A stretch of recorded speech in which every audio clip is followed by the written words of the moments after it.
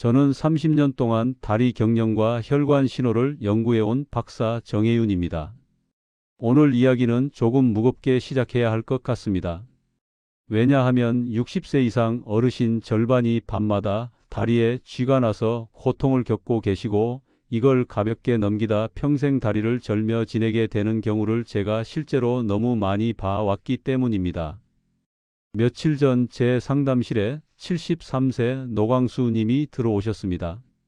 동네에서 산 잘 타기로 유명하신 분인데 그날은 마치 며칠 밤을 꼬박 세운 사람처럼 눈밑이 꺼지고 다리에 힘이 없어 한 발 한 발 내딛는 것도 어려워 보이시더군요. 제가 어디가 불편하신지 여쭙자 한숨을 길게 쉬시면서 그러셨어요. 저는 이제 밤이 오는 게 무섭습니다. 알고 보니 2달 가까이 매일 밤 다리에 쥐가 나 잠을 거의 못 주무셨던 겁니다. 이런 사례는 정말 흔합니다. 이 영상을 보고 계신 분들 중에서도 고개 끄덕이시는 분 많으시죠? 그런데 여기서 더 무서운 건 따로 있습니다.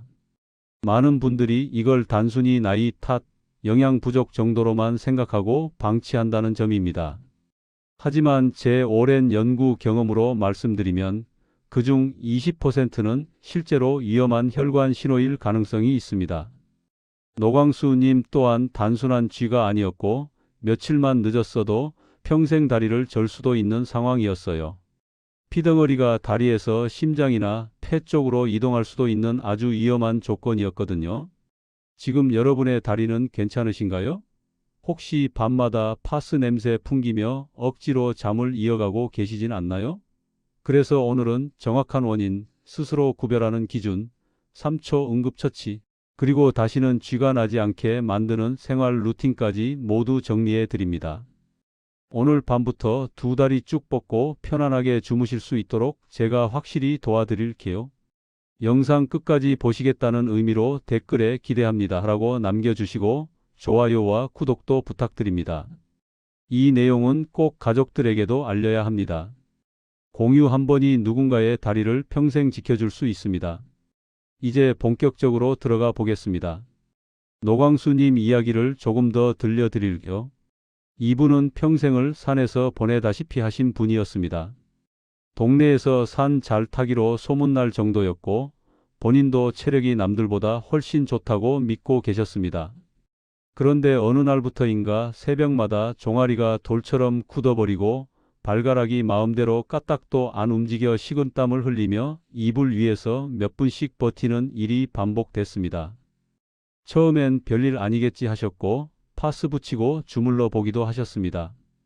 하지만 그날은 잠깐 나아지는 듯 하면서도 다음 날이면 더 심해지고 어느새 새벽을 두려워하게 되셨습니다. 아내분도 매일 깨워서 다리를 주물러 달라 하니 너무 미안해서 말을 못하겠다고 하시더군요. 그런데 문제는 이게 단순한 피로가 아니었다는 겁니다. 노광수님의 수면 환경을 살펴보니 밤마다 무거운 이불이 발끝을 눌러 발목이 아래로 쭉 처져 있었고 종아리는 밤새 짧아진 채 꽉 조여 있었습니다. 이 작은 자세 하나가 경련을 매일 불러들이는 결정적 이유가 되고 있었던 거죠. 이 이야기를 끝까지 들어야 전체 흐름을 제대로 이해하실 수 있습니다. 왜냐하면 변화가 정말 놀라웠기 때문입니다. 노광수님은 제가 알려드린 아주 작은 루틴들, 누구나 집에서 바로 따라할 수 있는 것들만 실천하셨습니다. 그런데 단 일주일 만에 새벽에 깨는 횟수가 절반 이하로 줄었고 한 달 뒤엔 본인이 먼저 그러셨어요. 선생님, 요즘은 밤에 쥐가 난다는 게 기억도 안 납니다. 그동안 고생하던 시간이 무색할 만큼 빠른 변화였습니다. 그래서 저는 늘 말씀드립니다. 조그만 습관 하나만 바꿔도 우리의 밤은 완전히 달라질 수 있다고요. 이런 중요한 내용을 더 많은 분들이 알 수 있도록 구독과 좋아요 부탁드립니다. 그리고 영상 끝까지 보시면 왜 지금 당장 생활 습관을 바꿔야 하는지 확실하게 이해하실 겁니다. 마지막에 나올 3초 응급법과 이불 교체법을 모르시면 지금까지 고생하던 밤이 계속 반복될 수밖에 없어요. 오늘 여러분께 알려드릴 내용은 여러분의 수면 환경과 다리 건강을 완전히 바꿀 수 있는 중요한 지혜입니다. 이 이야기를 끝까지 듣고 실천하셔야만 진정한 변화를 경험할 수 있습니다. 이제 이렇게 작은 변화로도 충분히 개선되는 이유, 그리고 우리 일상 속에서 쥐를 부르는 요소들을 하나씩 짚어보겠습니다. 먼저 잘못된 발목 자세부터 말씀드릴게요. 여러분, 잠잘 때 발끝이 자연스럽게 어느 방향을 향하고 계신가요? 대부분 아래쪽으로 처지죠. 이게 바로 문제입니다. 발끝이 아래로 처지는 자세가 오래 유지되면 종아리 근육이 짧아지면서 팽팽하게 당겨지거든요. 마치 고무줄을 계속 늘려놓은 것처럼 근육이 긴장 상태에 머물러 있다가 조그만 자극에도 갑자기 수축하면서 경련이 일어나는 겁니다. 한국노년건강연구원에서 발표한 결과를 보면 야간 경련의 주요 원인 중 하나로 발목에 지속된 굴곡이 지목됐습니다. 실제로 73세 노광수 님도 무거운 이불 때문에 발목이 밤새 아래로 꺾여 있었고 이불 무게 하나만 바꿨는데도 증상이 절반 이상 줄었어요. 이 문제를 해결하려면 가벼운 이불로 바꾸고 발목 아래에 적당한 높이의 쿠션을 받쳐서 발목이 자연스러운 각도를 유지하도록 도와주는 게 중요합니다. 다만 너무 높은 쿠션은 오히려 혈액순환을 방해할 수 있으니 발목이 약간만 올라가는 정도가 적당합니다. 여러분도 아침에 일어날 때 종아리가 딱딱하게 굳어 있던 적 있으신가요? 그렇다면 바로 이 발목 자세를 의심해 보셔야 합니다. 그 다음은 신경 센서 기능 저하에 대해 말씀드려야겠습니다. 나이가 들면서 우리 몸에는 여러 변화가 일어나는데 그 중에서도 근육을 이완시키는 브레이크 역할을 하는 신경 센서가 약해진다는 사실을 아시나요? 젊을 때는 근육이 긴장하면 신경이 즉시 감지해서 이완 신호를 보내주는데 이 센서가 약해지면 근육이 수축한 상태로 멈춰버리는 겁니다. 특히 잠든 상태에서는 의식적으로 조절할 수 없으니 갑자기 경련이 일어나는 거죠. 유럽 근신경 연구소 보고를 보면 경직성 경련의 60% 이상이 신경 조절 기능 저하 때문에 발생한다고 합니다.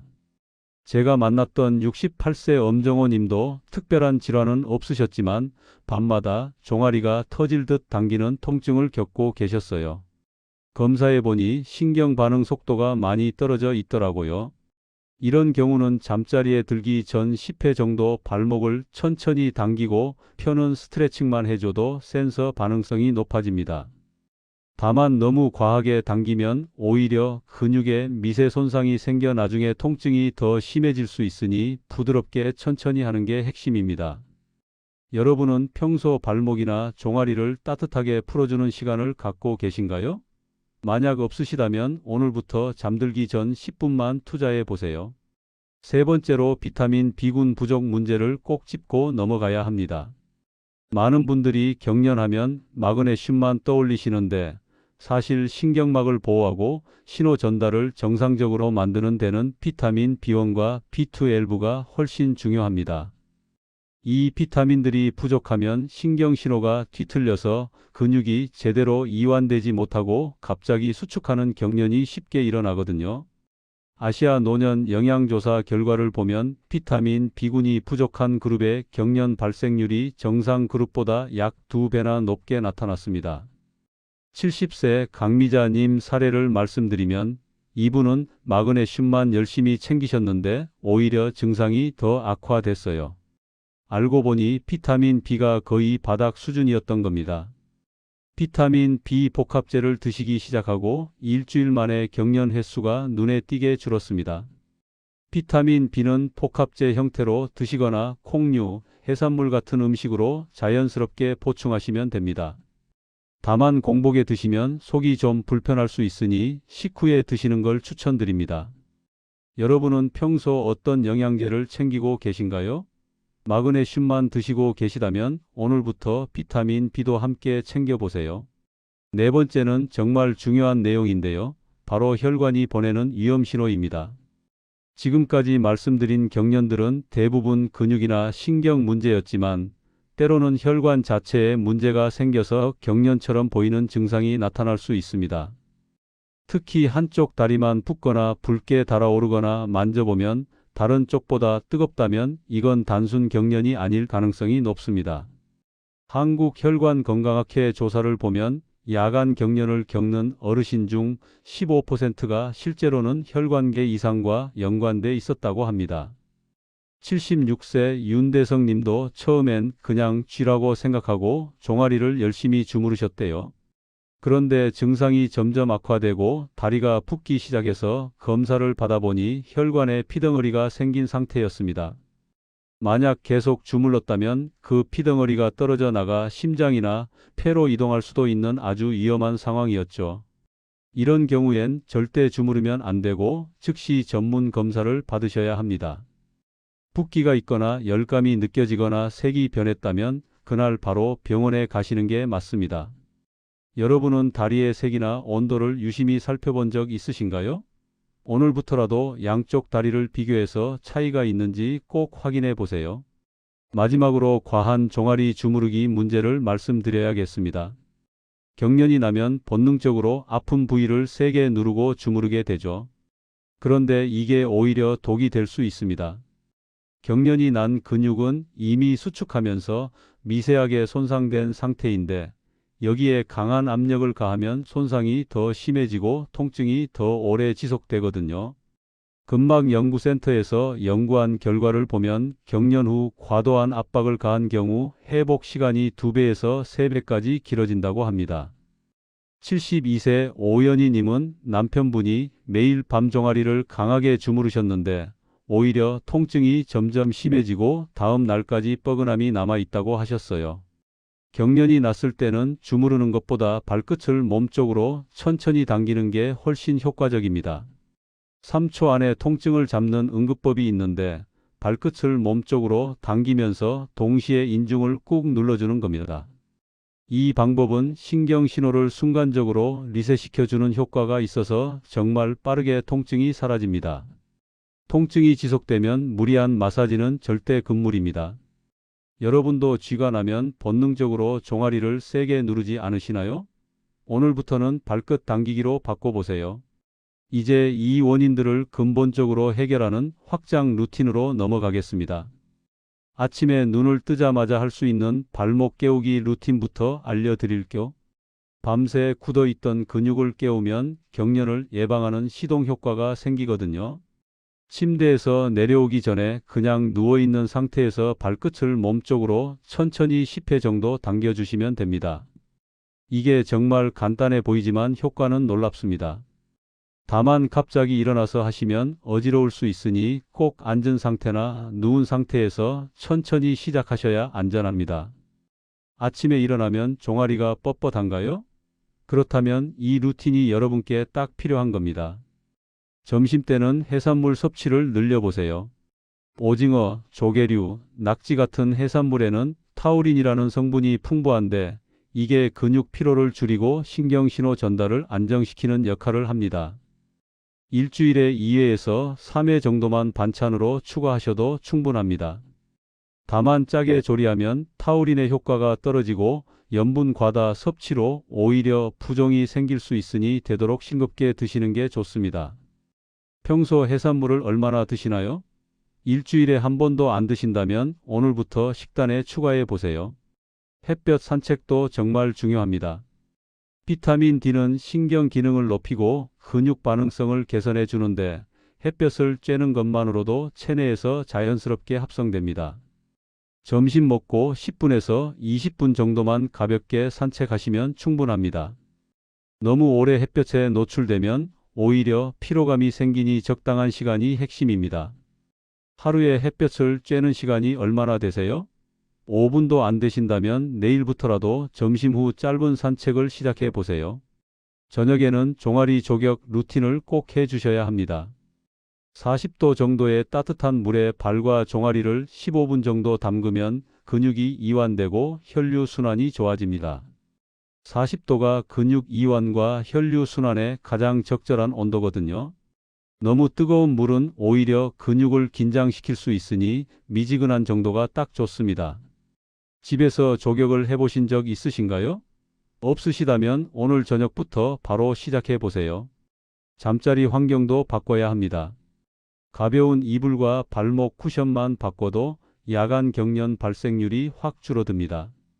무거운 이불은 발끝을 계속 아래로 누르니까 가벼운 이불로 바꾸시고 발목 아래에 낮은 쿠션을 받쳐서 발목이 자연스러운 각도를 유지하도록 해주세요. 너무 높은 쿠션은 혈액순환을 방해하니 발목이 살짝만 올라가는 정도면 충분합니다. 여러분의 이불은 혹시 너무 무겁지 않나요? 무겁다면 오늘 당장 가벼운 것으로 바꿔보세요. 수분 섭취 타이밍도 신경 쓰셔야 합니다. 탈수가 되면 근육 경련이 쉽게 일어나는데 그렇다고 자기 직전에 물을 많이 마시면 밤에 화장실 때문에 자꾸 깨게 됩니다. 저녁 식사 후부터는 물을 조금씩 나눠 마시고 잠들기 1시간 전부터는 수분 섭취를 줄이는 게 좋습니다. 하루 종일 물을 거의 안 드시다가 저녁에 몰아서 드시는 분들이 많은데 이렇게 하면 경련도 생기고 수면의 질도 떨어집니다. 물은 하루 종일 조금씩 자주 마시는 게 정답입니다. 카페인과 알코올도 조심하셔야 합니다. 커피나 차에 들어있는 카페인은 탈수를 유발하고 술은 비타민 B 흡수를 방해합니다. 저녁 늦게 커피를 드시거나 술을 드시면 밤에 경련이 날 확률이 높아집니다. 저녁 6시 이후에는 카페인 섭취를 피하시고 술도 되도록 자제하시는 게 좋습니다. 특히 매일 밤 경련으로 고생하시는 분이라면 2주 정도만 카페인과 알코올을 끊어보세요. 변화가 확실히 느껴지실 겁니다. 잠들기 전 가벼운 스트레칭도 빼놓을 수 없습니다. 앉아서 발끝을 몸쪽으로 당기는 동작을 10회, 발목을 시계 방향 반시계 방향으로 돌리는 동작을 각각 10회씩만 해주셔도 밤사이 경련 확률이 크게 줄어듭니다. 너무 세게 당기지 마시고 부드럽게 천천히 하는 게 핵심입니다. 이 간단한 루틴 하나만 지켜도 오늘 밤이 확실히 달라질 겁니다. 이제 오늘 내용을 마무리해 보겠습니다. 오늘 핵심 내용 정리해 드릴게요.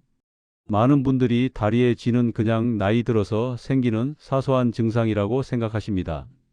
하지만 실제로는 신경 센서 문제, 영양 불균형, 잘못된 자세, 그리고 혈관에서 보내는 위험 신호일 가능성까지 다양합니다. 잘못된 상식에 기대어 마그네슘만 챙기거나 종아리를 세게 주무르기만 하면 증상이 더 악화될 수 있습니다. 반대로 올바르게 관리하면 결과는 완전히 달라집니다. 발목 각도 하나 바꾸고 비타민 B와 타우린을 챙기고 이불 무게만 줄여도 밤마다 찾아오던 경련이 사라지고 편안한 잠을 되찾을 수 있습니다. 노광수 님처럼 2달 동안 고생하던 분이 일주일 만에 호전되는 경우를 저는 정말 많이 봤습니다. 오늘 당장 실천할 수 있는 단 하나의 행동을 말씀드리면 잠자기 전 발목 스트레칭 10회와 발목 쿠션 사용입니다. 이 2가지만 해도 오늘 밤이 분명 달라질 겁니다. 침대에 눕기 전에 앉아서 발끝을 몸쪽으로 천천히 10번 당겨보세요. 그리고 발목 아래에 낮은 쿠션 하나만 받쳐 놓으세요. 이게 전부입니다. 이렇게 간단한 것만으로도 여러분의 밤이 완전히 바뀔 수 있습니다. 오늘 내용이 도움이 되셨다면 좋아요와 구독 부탁드립니다. 여러분의 관심이 더 많은 어르신들의 다리를 지킬 수 있습니다. 다음 영상에서는 무릎 통증 없이 계단 오르내리는 법에 대해 알려드리겠습니다. 나이가 들수록 무릎이 약해지는 건 당연하다고 생각하시는 분들이 많은데 사실 무릎은 제대로만 쓰면 80세, 90세까지도 튼튼하게 유지할 수 있습니다. 다음 영상도 기대해 주세요.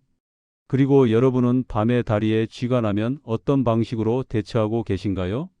댓글로 알려주세요. 여러분의 경험이 다른 분들께도 큰 도움이 됩니다. 오늘도 건강하고 편안한 밤 되시길 바랍니다. 감사합니다.